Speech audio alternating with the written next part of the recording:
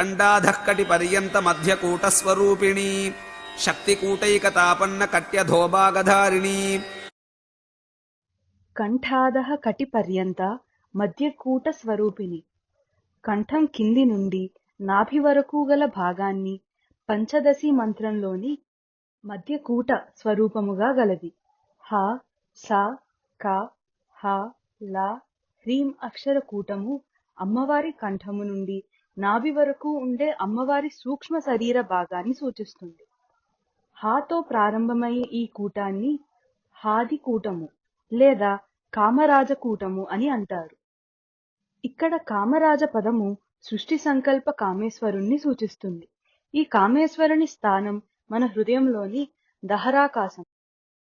శక్తి కూటైక తాపన్న కట్యథోభాగ ధారిణి. శక్తి కూటముతో సామ్యమును పొందిన నడుము యొక్క క్రింది ప్రదేశమును ధరించున్నది. స, క, ల, హ్రీం అనే అక్షర కూటము అమ్మవారి నడుము నుండి క్రిందుగా ఉన్న దేహ భాగాన్ని సూచిస్తుంది. ఈ అక్షర సముదాయాన్ని శక్తి కూటము అంటారు.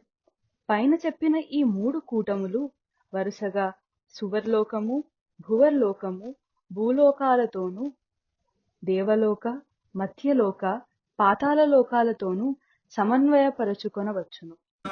కండాధక్కటి పర్యంత మధ్యకూటస్వరూపిణి శక్తికూటైకతాపన్న కట్యధోభాగధారిణి.